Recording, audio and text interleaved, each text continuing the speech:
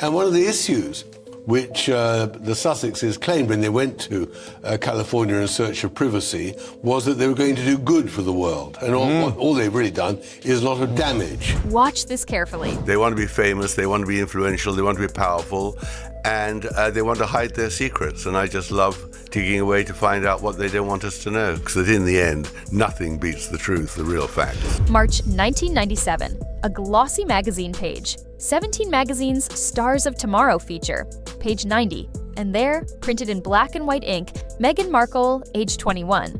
But notice something.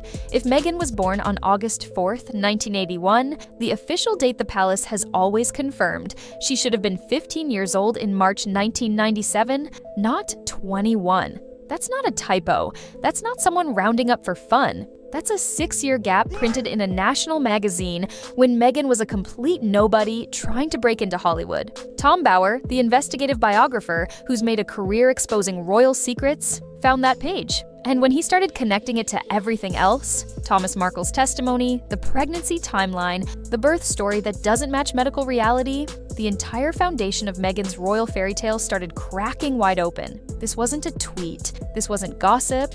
This was ink on paper from nearly 3 decades ago. She is a person who has absolutely remorseless in her hatred if she doesn't decide that someone should be neutralized and destroyed, and that is her strength. This is the story of how one forgotten magazine page might have just exposed the biggest lie in modern royal history, and why Prince Harry's reaction says everything. What's up, Gossip Slice fam? And if you thought the royal drama couldn't get any messier, Tom Bower just dropped a bombshell that has the internet spiraling. Everyone saw the perfect palace wedding, the Oprah interview, the Netflix documentary about their truth. But here's what nobody told you. Buried in the archives of a 1997 magazine is a single line that contradicts everything the palace has said about Meghan's age. And when you connect that to her father's testimony, the pregnancy controversies, and a birth story that doctors say is medically impossible, suddenly the entire narrative collapses. Smash that like button, because what I'm about to expose isn't just about age. It's about identity, biology, and how one carefully constructed royal image might be built on a timeline that never added up. And if you don't subscribe before this video ends, you'll miss the medical breakdown that proves Archie's birth story is physically impossible. Once you see the evidence, you can't unsee it. Meghan is just famous for dumping people who don't suit her profile anymore. And of course, it was completely and utterly untrue what Meghan said.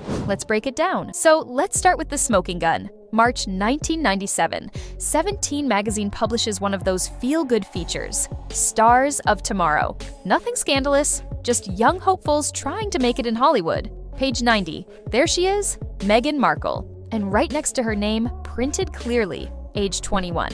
Now pause right there. The official royal biography states Meghan was born August 4th, 1981. That means in March 1997, she should have been 15 years old, still worrying about SATs and prom, still living at home with Thomas Markle.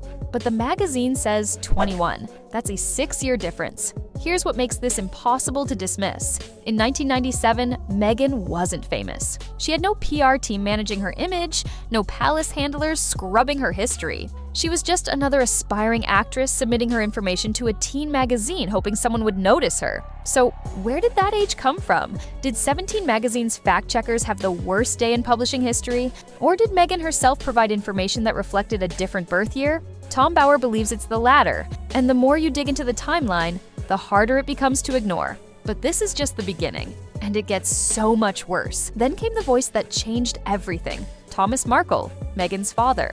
And before you dismiss him as a bitter parent, listen to how he speaks. He doesn't rant. He doesn't scream for tabloid attention. He sounds resigned, almost sad, like a man who knows he's burning his last bridge but feels compelled to tell the truth anyway. Thomas remembers the years. He paid her school fees, he watched her birthdays, he lived the timeline firsthand. And according to him, the dates the palace promoted didn't match the daughter he raised. He wasn't vague. He pointed to specific grades, specific years, specific milestones that don't align with the 1981 birth year. He spoke like someone who kept receipts, not because he wanted to, but because he knew one day someone would question the official story. And here's what makes his testimony so devastating. He wasn't some ex-boyfriend with an axe to grind. He wasn't a former friend looking for a payday. This was the man who raised her, the one person who should know her real age better than anyone. When your own father contradicts your biography, that's not gossip, that's testimony.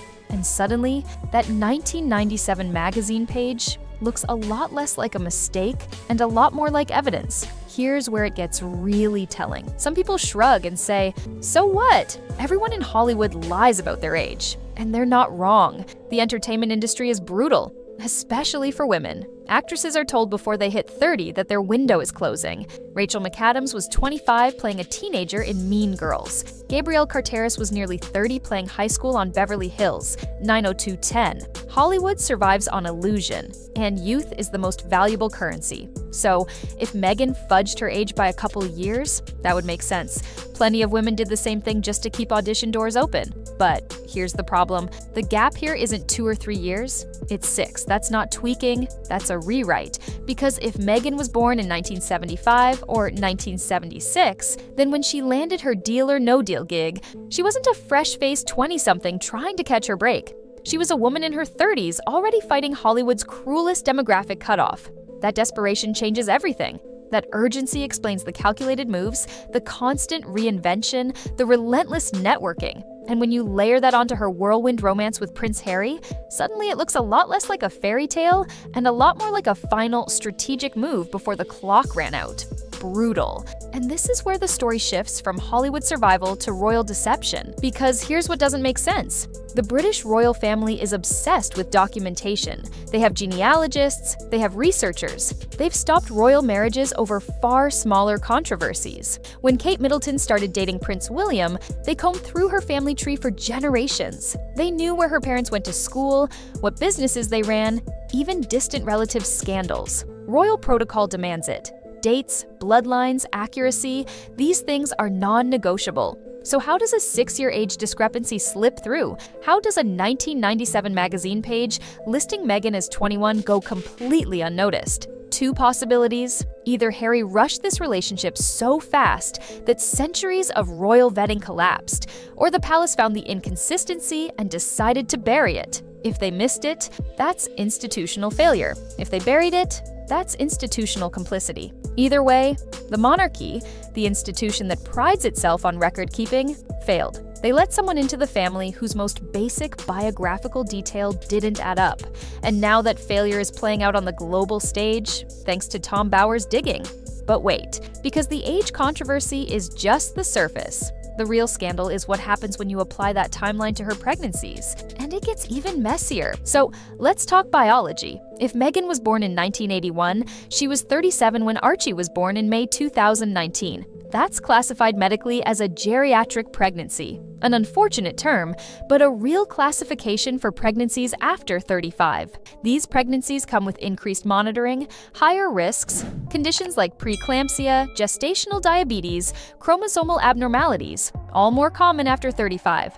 But if Meghan was actually born in the mid-1970s, if she was 43 or 44 when Archie was born, that changes everything. Medical risks climb sharply after 40.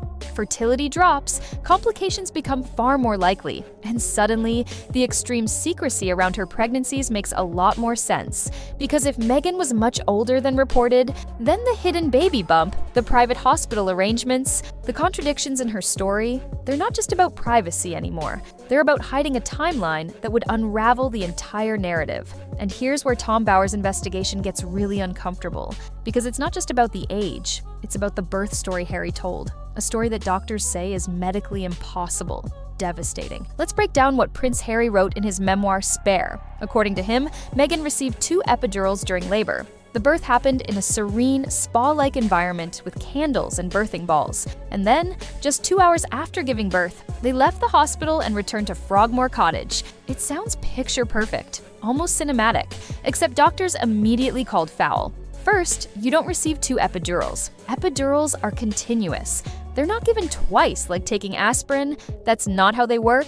Second, recovery after an epidural takes hours before you can even stand. A 2-hour discharge after an epidural, medically impossible. Third, if Meghan had preeclampsia, as some reports suggested, hospital protocol would require at least 24 to 48 hours of observation. You don't just walk out after 2 hours when you're a high-risk mother. And here's the detail that makes medical professionals cringe. Harry described a wellness-style birth with candles and birthing balls. But insiders at Portland Hospital confirmed that's not how high-risk births are handled. For mothers over 35 or over 40, if Tom Bower's timeline is correct, you don't get mood lighting and aromatherapy. You get continuous monitoring, magnesium sulfate for blood pressure control, and emergency teams on standby. Harry's story sounds like a home birth blog post, not a high-risk delivery at one of London's most prestigious private hospitals. So why construct a story that collapses under basic medical scrutiny?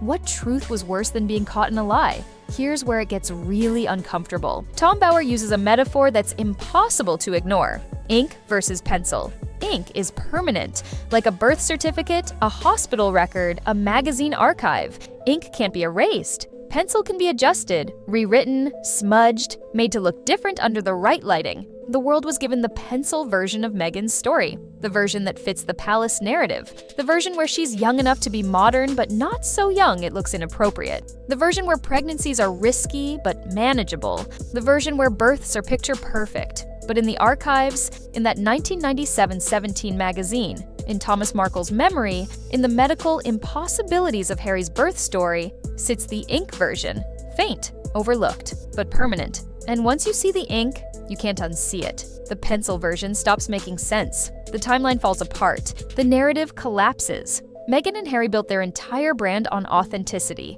They positioned themselves as truth-tellers, rebels, victims of an outdated system silencing their voices. They went on Oprah to share their truth. They released a Netflix series about their truth. Harry wrote a memoir marketed as unflinching honesty. But if this foundational detail, her age, is a lie, if the birth story is medically impossible, if the timeline was pencil all along, then the brand collapses. Because you can't sell authenticity when your most basic facts are in question. Brutal. And this brings us to Harry. Because when Tom Bower's findings started circulating, people noticed something. Harry went silent. No public statements, no denials, no clarifications, just silence. And in the world of royal PR, silence speaks louder than any carefully worded response. Body language experts who've analyzed Harry's recent appearances noted something they called resignation. Not anger, not defensiveness, resignation, like a man who's finally seeing the full picture. Like someone who built his entire post-royal life on a narrative that's starting to unravel in real time.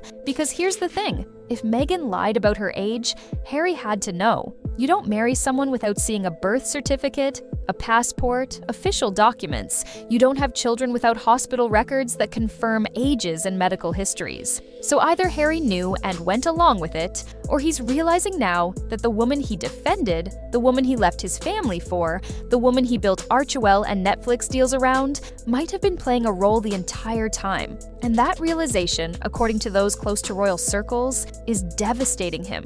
Devastating. So let's connect everything Tom Bower uncovered. Evidence number 1, March 1997. 17 magazine lists Meghan as 21 years old. If born in 1981, she should have been 15. That's a 6-year gap printed in ink. Evidence number 2, father's testimony. Thomas Markle states the official timeline doesn't match the daughter he raised. He remembers the years, he paid the bills, he knows. Evidence number 3, pregnancy age. If Meghan was in her early 40s when she had Archie, not her late 30s, the extreme secrecy makes sense. The risks were higher than anyone admitted. Evidence number 4, birth story. Harry's account of Archie's birth is medically impossible. 2 epidurals, 2-hour discharge, spa-like environment during a high-risk delivery, none of it adds up. See the pattern? Meghan and Harry claimed they were silenced. They said the palace controlled their narrative. They positioned themselves as victims fighting for truth. But what if the biggest lie was theirs all along? What if the fairy tale wasn't stolen from them? It was invented by them. Tom Bower didn't destroy Meghan's story. He just found the page where the ink never matched the pencil. And once you see it, the whole carefully constructed image falls apart. So, Gossip Slice fam, there you have it. How Tom Bower uncovered evidence that Meghan's official age might be off by 6 years, and why that one detail unravels everything. Real talk. Do you think Meghan lied about her age and Harry knew? Or is Tom Bower reaching with circumstantial evidence? Drop a grimacing face emoji if you think Tom Bower exposed a massive lie. Drop a heart emoji if you think Meghan's age is correct. And this is just speculation. Drop a thinking face emoji if you're not sure. But the evidence is suspicious. Like this video, smash that subscribe button, and hit the notification bell so you never miss when we expose the truth the palace doesn't want you questioning. This is Gossip Slice, where we serve the truth one slice at a time. I'll see you in the next one. Peace!